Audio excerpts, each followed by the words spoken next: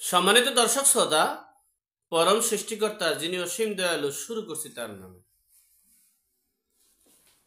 আজকে খুব গুরুত্বপূর্ণ একটা বিষয় নিয়ে আপনাদের সাথে শেয়ার করছি। দেশের শাসন ব্যবস্থাটা খুব রদবদল হতে যাচ্ছে, এমনটাই আশঙ্কা করা যাচ্ছে। যাই হোক, আপনারা অনেকে মনে করতে পারেন যে আমরা অনেক সময় আপনাদের সাথে তথ্য শেয়ার করি, বিচার বিশ্লেষণ করে কথা বলি, সেগুলো অনেক সময় হয় না। দেখেন, পদক্ষেপ নেওয়া, প্ল্যান নেওয়া আর বাস্তবায়ন করা কিন্তু এক নয়। একটা পদক্ষেপ নিয়েছে, হ্যাঁ, 1972 সালে সংবিধান বাতিল করবে, হয়েছে। রাষ্ট্রপতিকে বাতিল করে দেবে, হয়েছে, হয়নি। পদক্ষেপ নিতে পারে, প্ল্যান পরিকল্পনা নেওয়া সহজ, বাস্তবায়ন করা কঠিন, অনেক কঠিন। তো দেশের যে অবস্থা, যে দেশের গত কালকে এবং পরশু দিনের যে অভ্যন্তরীণ যে কোন্দল, সে বিষয়ে একটা শাসন ব্যবস্থার ভিতরে একটা পরিবর্তন আসার সম্ভাবনা আছে। সেই প্ল্যান পরিকল্পনায় হাঁটছে বাংলাদেশ। দেখেন, ডক্টর মোহাম্মদ ইউনূসকে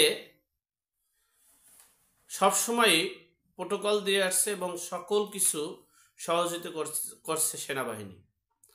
সেই সেনাবাহিনীর কথা মতো তিনি, বা সেনাবাহিনীর যেভাবে রাষ্ট্রটা পরিচালনা চাচ্ছে, তিনি কিন্তু সেভাবে পরিচালনা করছে না। বিদেয়ী তাদের ভিতরে আপনারা দেখেছেন অনেকবারই একটা অন্তর্দ্বন্দ্ব আছে।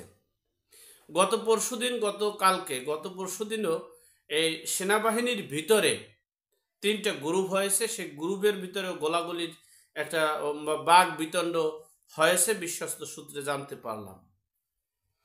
এরপরে সেনাবাহিনীও চাচ্ছে যে ডক্টর মোহাম্মদ ইউনূস না থাকুক, কিন্তু কতটা সফল কতটা ব্যর্থ হবে সেটা ভিন্ন বিষয়। সেনাবাহিনী এর ভিতরে 3টা পার্টের ভিতরে একটা অংশ চাচ্ছে মঈনুদ্দিন ফখরুদ্দিনের শাসন আমলে যেতে, আর একটা পার্ট চাচ্ছে যে না। কেননা তারা ইতিহাস রিসার্চ করে দেখেছে, যারা রাজনীতির ভিতরে যেই সেনাবাহিনীর যেই টিমটা আসতে চাচ্ছে না, তাদের বিষয়টা হচ্ছে যারাই সেনাবাহিনীতে আসছে, যেমন মনে করেন 1975 সালে 15ই আগস্টে যে দুর্ঘটনা ঘটাইয়ে যে সেনাবাহিনী আসছে, তাদের কিন্তু চরম খেসারত দিতে হয়েছে। আবার 7ই নভেম্বর, সেই 7ই নভেম্বরে যখন ক্ষমতায় আসছে, ক্ষমতায় আসার পর এবং তারও কিন্তু খেসারত দিতে হয়েছে, কারণ কেউ বেঁচে থাকতে পারেনি। হোসেন মোহাম্মদ এরশাদকে পোষা প্রাণীর মতো রাখা হয়েছে খুব অবস্থায়। তো সুতরাং সেই সেক্টরটা চাচ্ছে না রাজনীতির প্ল্যাটফর্মে ঢুকে এই তাদের যে বদনাম, যে অকেরেন্স, এবং সবচেয়ে বড় বিষয়টা হলো তখনকার সময়, যেমন 1975 সালে 15ই আগস্টে যখন আওয়ামী লীগের সপরিবারে হত্যা করা হয়েছে, তাহলে বাংলাদেশে তখন একটা দলই প্রতিষ্ঠিত ছিল। সেটা যখন শেষ হয়ে গেছে, তাদের পরিবারের কেউ নেই। এমনকি 2টা মেয়ে ছিল, শেখ রেহেনা আর সেই ছোট্ট খুকি শেখ হাসিনা, তারা ইন্ডিয়াতে। সুতরাং তারাও আসতে পারেনি। তখন একটা ভিন্ন প্ল্যাটফর্ম ছিল।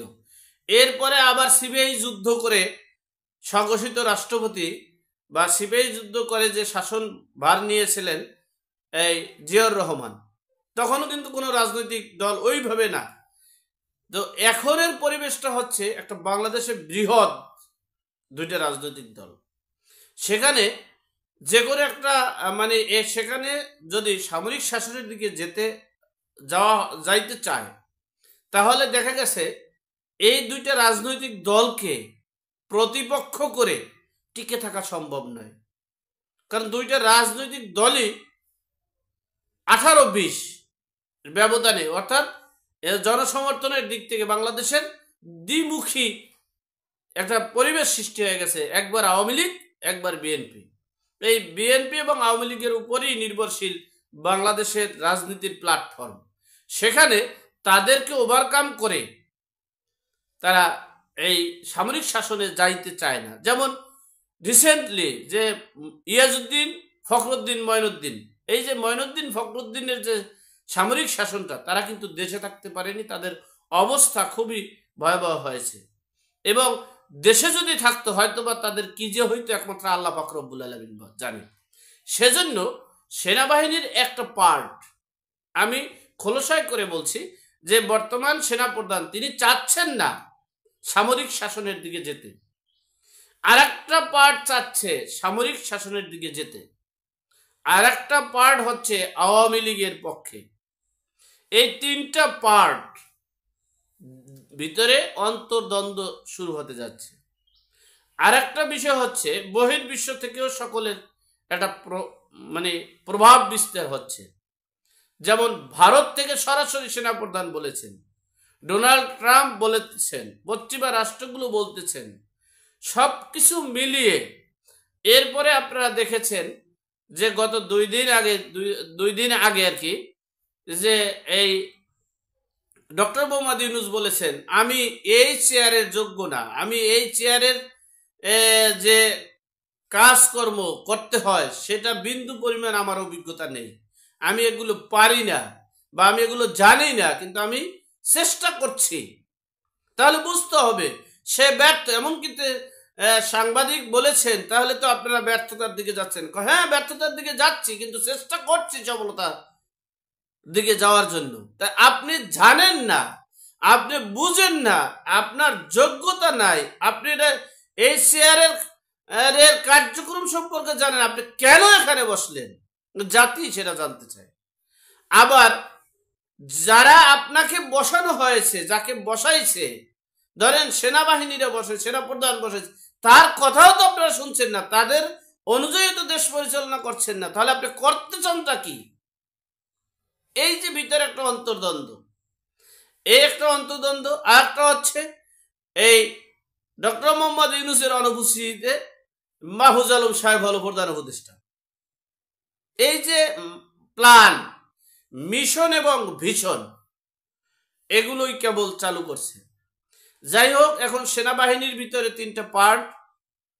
আবার ডক্টর মোহাম্মদ ইউনূস সে নিজে নির্দ্বিধায় বলেছেন আমি যোগ্য না, আমার বিন্দু পরিমাণ অভিজ্ঞতা নাই, বিন্দু পরিমাণ যোগ্যতা নেই, কিন্তু আমি চেষ্টা করছি। এরপরে সাংবাদিক প্রশ্ন করেছিলেন তাহলে আপনাদের উপদেষ্টার কি অবস্থা, তখন তিনি প্রশ্নের উত্তরে বলতেছেন যে আমি যেভাবে চেষ্টা করছি আমাদের উপদেষ্টারাও ঠিক সেভাবে চেষ্টা করতেছে, আমি যদি সফল করতে পারি তাহলে তারাও করতে পারবে। এই হলো দেশের অবস্থা, যেখানে বিপ্লবী সন্তানরা যারা আন্দোলন সংগ্রাম করেছে, হয় জাতীয় সরকার গঠন করা উচিত ছিল, না হয় যারা আন্দোলন সংগ্রামে নিহত হয়েছে তাদের পরিবার থেকে যোগ্য দেখে এই উপদেষ্টা পরিষদ গঠন করা হয়। তবে আমি বলবো, যা কিছুই বলেন না কেন আর যা কিছুই করেন না কেন, নির্বাচন চাবেন এটা সহজ বিষয় না। আগে সংস্কার করতে হবে।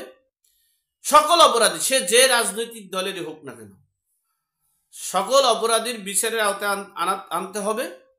এবং এই জুন জুলাইতে যারা আমি টাকা দিতে পারছি কিন্তু আমি কিন্তু জীবন দেই নাই, আমার ভাই জীবন দেয় নাই, কথার কথা আমার বোন জীবন দেয়, আমার ছেলে জীবন দেয় না, সুতরাং যারা জীবন দিয়েছে তাদের জন্য স্থায়ী একটা প্ল্যাটফর্ম, রাজনৈতিক একটা প্ল্যাটফর্ম করতে হবে এবং সেটাকে প্রতিষ্ঠিত করার আগ পর্যন্ত কোনো নির্বাচন বাংলাদেশ হবে না।